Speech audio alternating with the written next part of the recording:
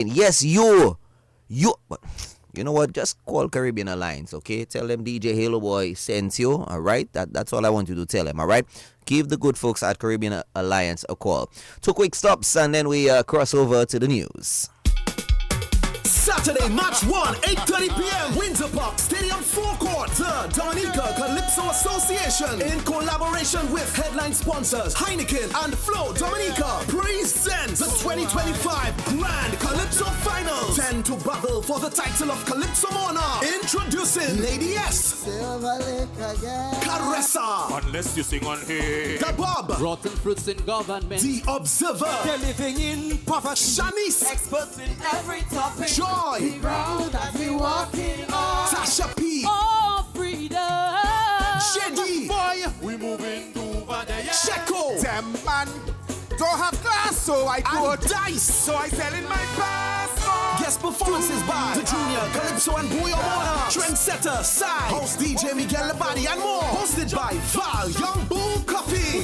Sponsored by Fresh Market, Do It Center, Bullseye Pharmacy, Domlec, Big Edge Financial, Dragon Windows, Belfast Estate, BB Rum, Insurance Company of the West Indies, Discover Dominica Authority, Berkey's Pizza, Kyrie FM, Q95, DBS Radio, Fans Radio, ComC TV, Vivian TV. Tickets $90 advance. Available from Bullseye and DBS. 100 at the gate. Regular covered seating $130. Ultimate Party VIP $300. Or live stream for $34 US. Lafayette's House Medical Laboratory, my preferred choice for professional and confidential medical laboratory services. Lafayette provides results for all medical tests. If it can't be done there, they will facilitate it through their international partners. Their main office in Roseau is open from 7:30 a.m. to 8 p.m. Mondays to Fridays and 9 a.m. to 1 p.m. on Saturdays. Home visits and emergency services are also available. Call 448-0100, WhatsApp 276-5213, or visit any of their locations. Cross Street, Roseau, Pickard, Portsmouth, Marigot, or Grand Bay. Lafayette's House Medical Laboratory. My choice, your choice, our choice.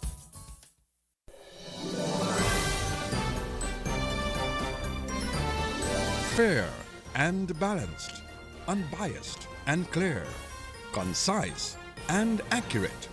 This is the DBS Evening News. Here now is your presenter with the headlines.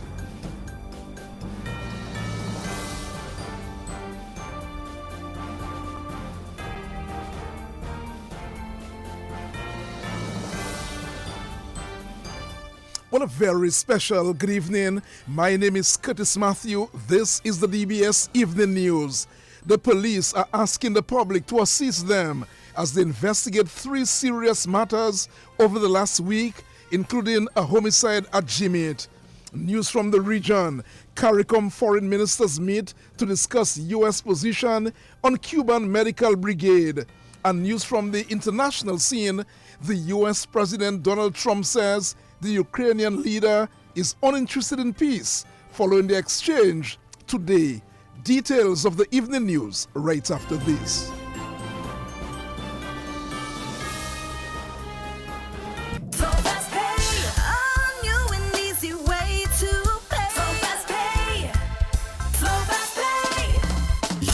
For it and you got it. A quicker way to pay your bills online. It's fast, secure, and easy to use. No registration, no additional fees. Flow is now offering FastPay, an online service that allows you to settle your bills in less than 2 minutes. Need a receipt? FastPay will send it to your email immediately. Use FastPay now for convenience, safety, and efficiency at discoverflow.co/fastpay. Flow FastPay. 2 minutes and you're on your way. Flow FastPay.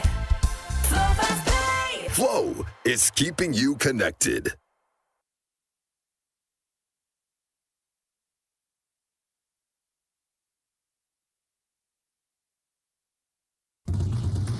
DBS News.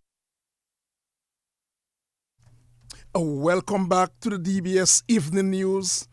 Our lead story: the police are asking the public to assist them as they investigate 3 serious matters over the last week, including a homicide at Jimette. Assistant Commissioner of Police Jeffrey James says the police are vigorously pursuing the matters.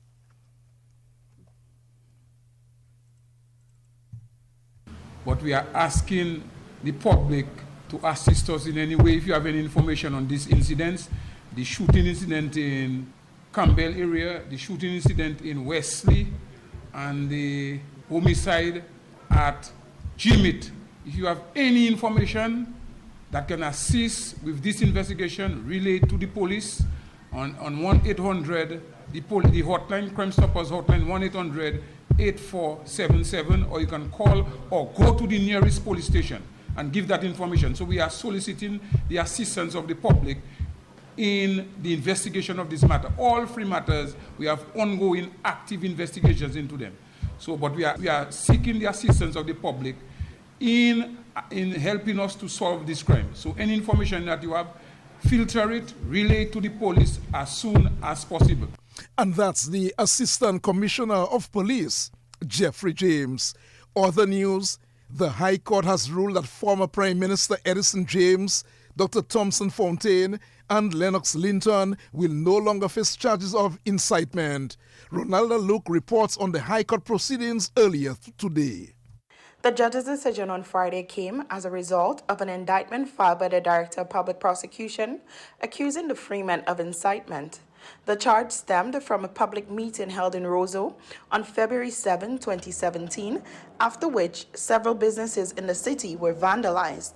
In his decision, Justice Williams stated that there was a clear violation of the defendant's constitutional right to a trial within a reasonable time. He ruled that proceeding with the case at this stage would amount to an abuse of the court's process. As a result, he ordered that the indictment dated January 29, 2025, charging Dr. Thompson Fontaine, Lennox Linton, and Edison James with incitement be permanently stayed. He noted that in the interest of justice, the trial will not proceed and the state is barred from initiating or pursuing any further legal action against the three accused concerning the incitement charge or any charge arising from the facts and evidence which form the basis of the February 7, 2017 incitement charge. Ronaldo Luke reporting for DBS News. And that's Ronaldo Luke reporting. Thank you very much, Ronaldo Luke, for your report from the High Court this morning. The UWPT leader, Dr. Thompson Fontaine, spoke to reporters after the court ruling. To God for that victory today and to our lawyers who did an excellent job in defending our cause.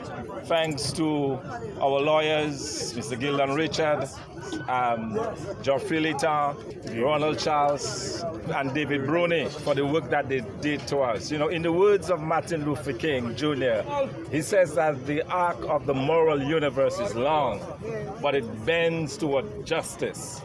Justice for us meant 8 years. 8 years of suffering.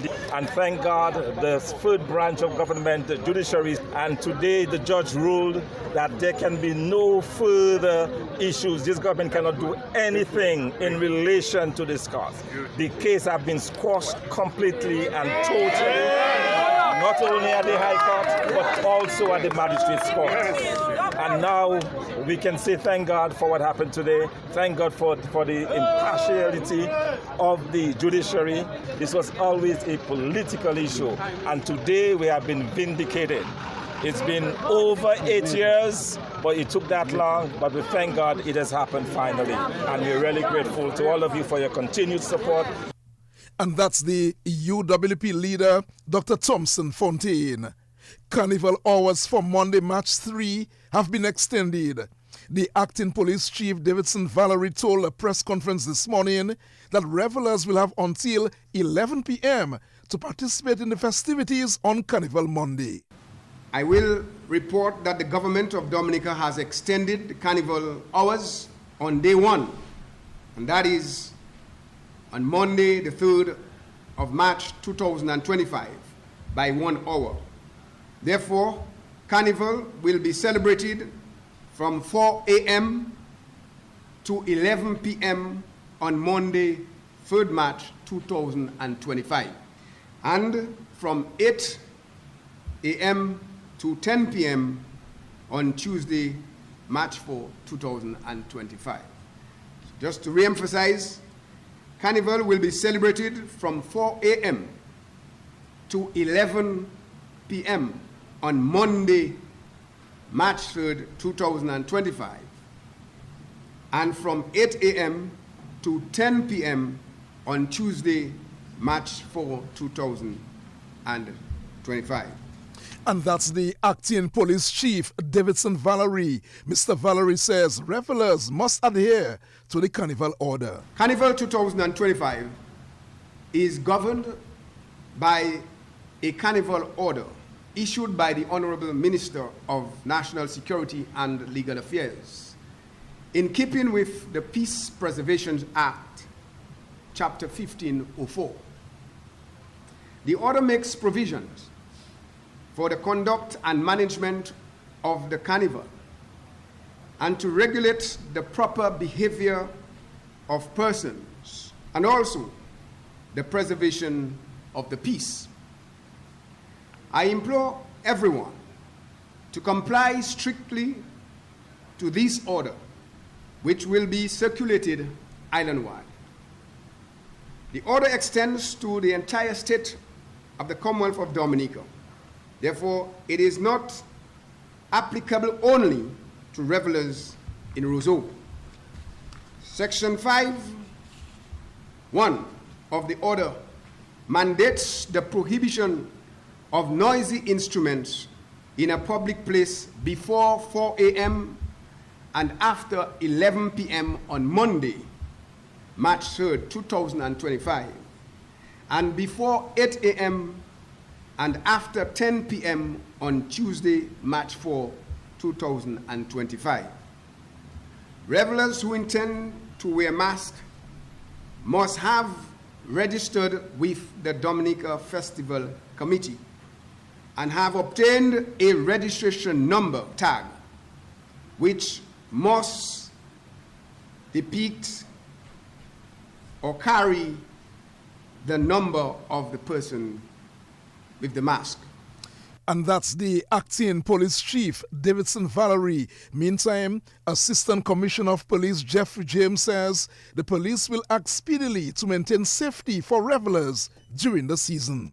While we encouraged all to revel in the festivities, we urge the public to act responsibly and adhere to the laws of Dominica. Antisocial behavior, criminal activity, and disregard for public safety will not be tolerated. This includes, but is not limited to, public intoxication or disorderly conduct, harassment or violence of any kind, vandalism or destruction of property, theft or pickpocketing, illegal vending or littering. We remind the public that the Carnival season 2025 is governed by legislation, including statutory rules and order number 9 of 2025 made by the Honorable Minister of National Security. This framework empowers the police to take swift, decisive action against breaches of public order. Violators will face strict penalties, including fines, arrest, or prosecution before a court of law. The Commonwealth of Dominica Police Force has implemented a comprehensive security plan to ensure the safety of all participants and spectators. Our operational strategy includes heightened police visibility with increased patrols and uniformed police officers on duty at all Carnival zones. We all are fully prepared to address any threats to the public safety and will act decisively to maintain order.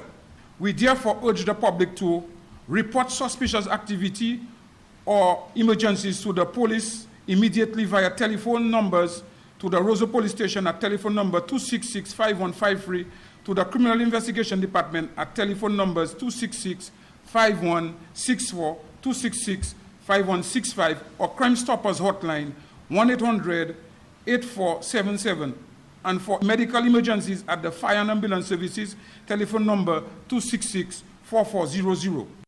And that's the Assistant Commissioner of Police, Jeffrey James. The organizers of Collyho Carnival on Sunday are promising a spectacular event. The event is organized by the Collyho Development and Events Committee, the Village Council, and Parliamentary Representative Darren Pinard. Collyho Carnival begins at 3 o'clock on Sunday. So those persons who were not able to go to Roseau opening or go to Portsmouth opening, or you missed St. Joe and you missed Grand Bay, you have an opportunity to get a little taste of what the openings are like. We are going to start the parade from 3, as I said, at the Collier Primary School. We are going to have the Africulture Stilt Walkers, Portsmouth Flag Wavers, the Mystic Masquerade, the Sensei from Portsmouth, as well as the Mahulapo Cabrit and the Mahu Sensei. And of course, not forgetting our very own from the village of Collier, the band movie. That is an opportunity for you to come down on Sunday and experience that. All of this will be accompanied by 2 DJs, DJ Blazer and DJ Melboom from Collier. This will be powered by Eminence Songs, and to top it all off, the big band, Triple K, will be there. They were with us last year. It was mass. We had a time. If you missed it, don't miss this weekend. They will be here. Come for the band movie, stay for Triple K. It's free. You know, there is no cost. And that's Charlene Philogen of the Collyho Development and Events Committee. Now for the feature segment of the DBS Evening News, we shine a spotlight on a talented painter from the community of Girodel. Marshall Mark has initiated projects to paint several buildings in Roseau. He explains that although he had previously distanced himself from the arts, the COVID-19 pandemic pushed him to pursue his true passion for painting. Here now is the story of Marshall Mark. Art has always been a part of my life from since the age of 4. It has been somebody that's been scribbling and drawing things, knowing from my family as a child.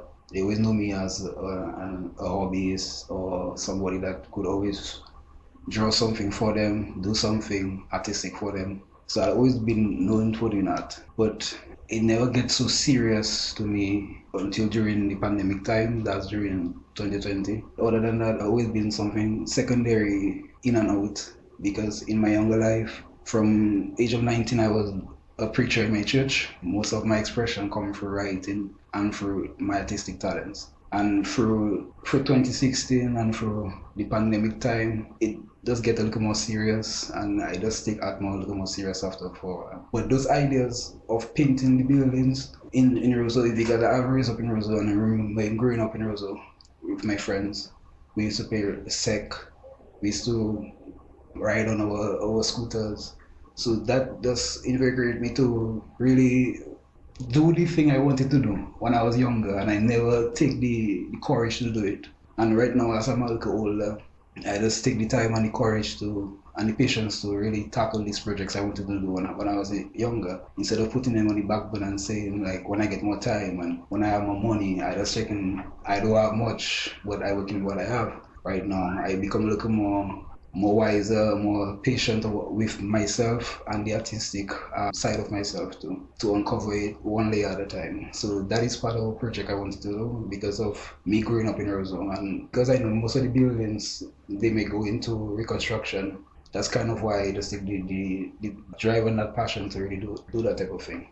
Hopefully, if I get potential buyers for the art, then they can be sold. But if they could be even safeguarded in the museum, it would be something meaningful to me, because it's kind of what I'm doing, preserving some of the traditional architecture and infrastructure of Dominica, you know. That's why I would like to research more the builders that did it. I like to know more of when it was built. I like to know who was the owner, who is the construction crew. I like to know, like, also what style of building. If it's French, it's British, it's modern, and that is kind of where my mind is. And just putting those type of buildings laid across the sides of the new infrastructure, it will be something meaningful, because most of Roseau is beginning to change slowly. And how it was before, I kind of see it will be different for the next couple of years, you know. And that's a painter, Marshall Mark. The news continues right after this. So fast pay, a new and easy way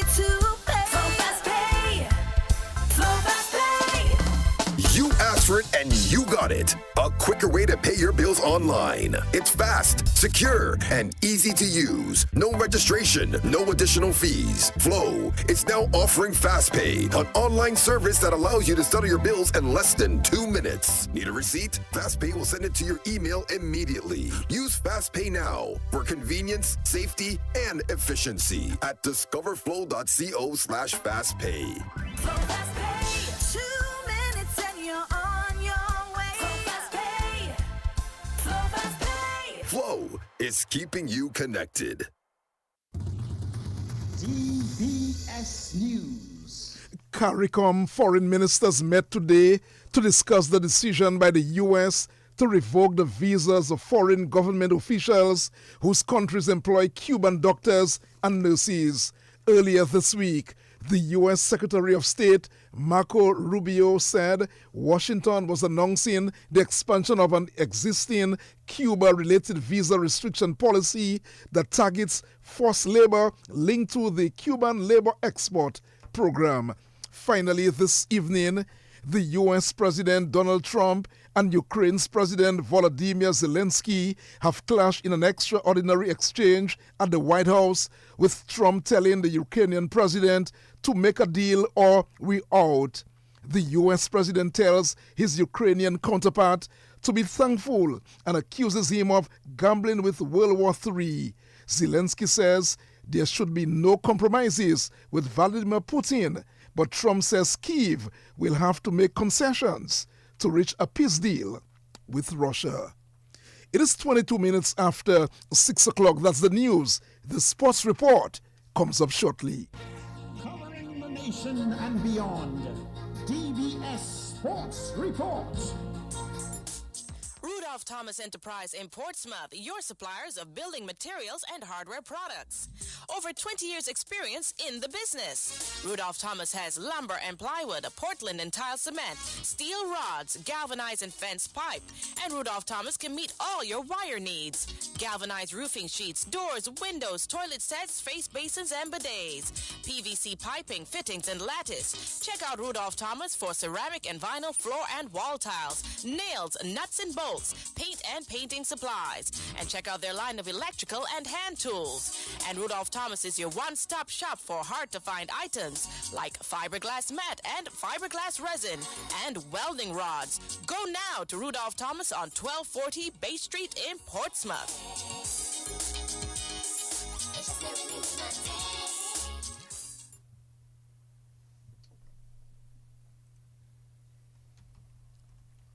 Let's begin the DBS Evening Sports Report with cricket news.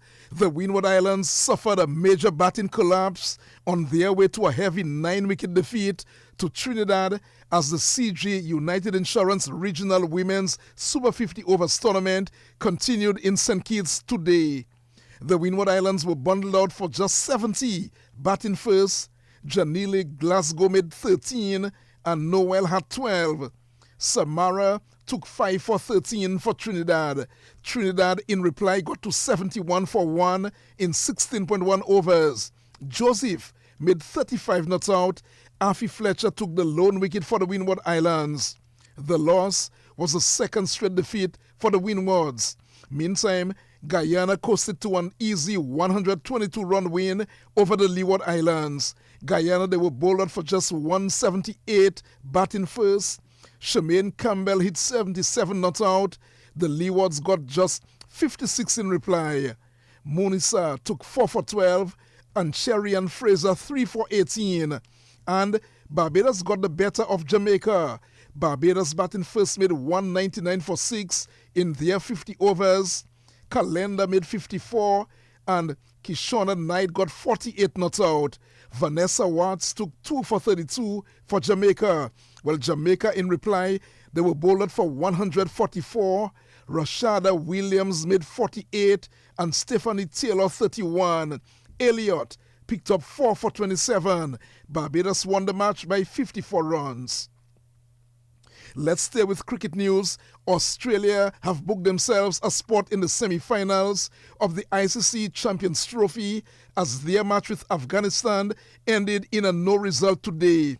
Afghanistan batted first, they made 273, Atal top scored with 85, and Omazai added 67. Adam Zampa picked up 2 for 48 for the Aussies. Well, Australia, they were 109 for 1 after 12.5 overs when the match was stopped because of rain. Travis Head, he was not out 59, and Stephen Smith not out on 19. Despite the result, the Australian captain Steve Smith says it was a good showing. Yeah, it's a good result. That's what we're after at the start of the tournament. So, yeah, to have finished in the top 2 and heading to the semis, satisfying so far. I'm sure not having an organic end to the game is always a disappointment. But when you go back to your bowling effort, Afghanistan was 70 for 1 at one stage. What did you engineer to try to pull things back from there on? Yeah, I thought our guys did a really good job. Just different changes, tried to keep things as simple as possible as well at certain stages, and yeah, just tried to take wickets throughout the middle. And I thought the guys did a really good job to restrict them to 270, and then thought we were in a pretty good position when the game got called off as well. I know Spencer Johnson came back well. Ben Dosh just finished up with 3 wickets, and as you said, the spinners did a good job. The extras, I think there were something like 37 extras. Is that a concern? There was a few. Spencer was getting a few balls to swing really late after the bat today, and Josh Inglis was pretty happy when he was done for his spell. So, no, look, I thought the guys did a good job. We created a few opportunities early on. We beat the bat on numerous occasions, and we could have had a few more easily up top had they nicked a few. So it was a good performance, and it's a shame that we got washed out in the end. The Champions Trophy continues with England playing South Africa at 5 o'clock in the morning on Saturday. President of the Dominica Cricket Association, Clement Maslin, says there is need to strengthen club structure within the cricket system. He says most clubs are poorly organized and the players are getting the short end of the stick as a result. He says the Cricket Association will continue to push for improved club structure and will help put policies in place to guide the process. Our club structure, we know Tremors have been there, we know Starlights have been there, we know Grand Bay Coles have been there, Nagico Northern Star have been there as clubs with their playing areas, right? But we need to be able as a board, and I think I lament that the fact that we were unable to do it last year, and we are looking forward to really getting that done, is visiting the clubs and seeing exactly what is there, what exists, what operational procedures are there, and how we as the association can use the resources that we make from Dream 11 to help solidify the clubs.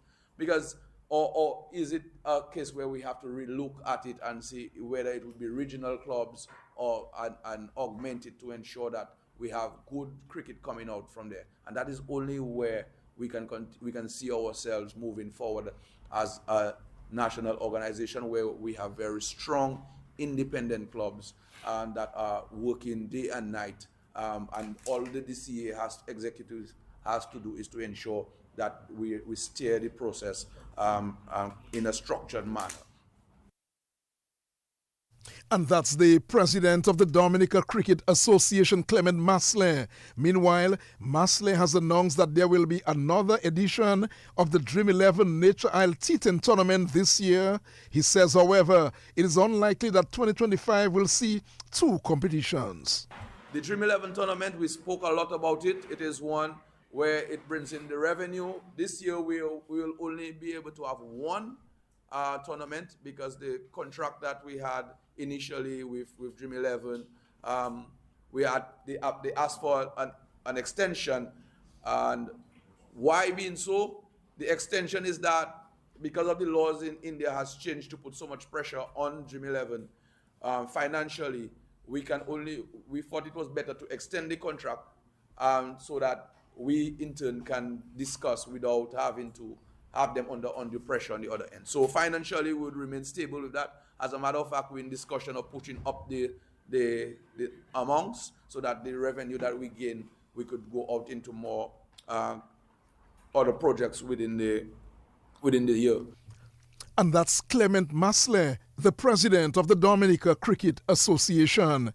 President of the West Indies Players Association, Wavell Hines, says it is important for there to be a good relationship between the Players Union and Cricket West Indies. Hines was elected for a 7th time unopposed as president. Hines says WIPA is committed towards the well-being of the players. We have been focusing on the needs of the members.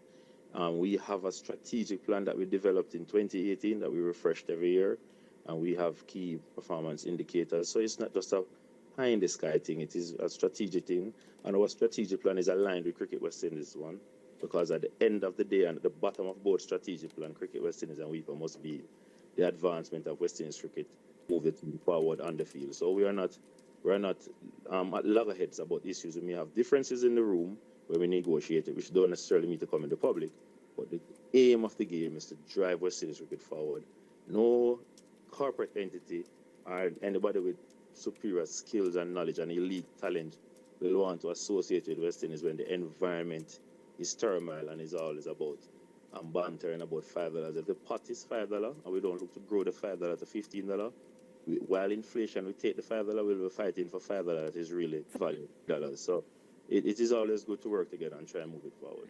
And that's the president of the West Indies Players Association, Wavell Hines. The rest of the executive is Nixon McLean, the vice president, honorary secretary Wayne Lewis, assistant secretary Liam Sebastian, and treasurer Ridley Jacobs. Finally, this evening, Jamaican Scorpions captain John Campbell believes his side will improve as the competition in the Cricket West Indies Regional 40 tournament continues. The Scorpions are currently 5th in the point standings on 33.2 points. Campbell says while it's not the best of starts, consideration has to be given to the fact that the team is a young team. He says the team has been working hard during the break.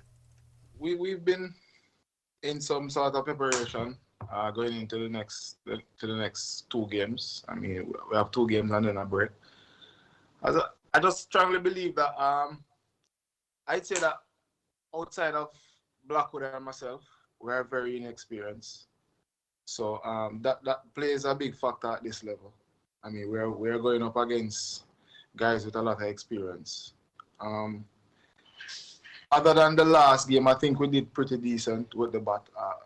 Against Leewards as well, we scored over 300 runs in the first innings. I mean, we'd have loved to score more, but I think we're doing a pretty decent job with the current group of guys. I mean, as I said earlier, I think we'll get better with time. As the competition goes by, we'll get better. And that's Jamaican Scorpions captain John Campbell. Trinidad tops the standings on 55.4 points. The Leeward Islands are second on 50.8 points. Barbados has 50 points. Guyana 45.2 points. Jamaica 33.2 points. The Windward Islands 16.8. The combined campuses and colleges 15.2. And the West Indies Academy on 4 points. That too will end the DBS Evening News and Sports. Of course, we want to thank once again all those who contributed to the production of news and sports. Tomorrow morning, Joseph Fadul will have another newscast at 7 o'clock in the morning on behalf of news and sports. And our link person, Joseph Fadul, Curtis Matthew saying good night. Rudolph Thomas Enterprise in Portsmouth, your suppliers of building materials and hardware products. Over 20 years experience in the business. Rudolph Thomas has lumber and plywood, Portland and tile cement, steel rods, galvanized and fence pipe. And Rudolph Thomas can meet all your wire needs. Galvanized roofing sheets, doors, windows, toilet sets, face basins and bidets. PVC piping, fittings and lattice. Check out Rudolph Thomas for ceramic and vinyl floor and wall tiles, nails, nuts and bolts, paint and painting supplies. And check out their line of electrical and hand tools. And Rudolph Thomas is your one-stop shop for hard-to-find items like fiberglass mat and fiberglass resin and welding rods. Go now to Rudolph Thomas on 1240 Bay Street in Portsmouth.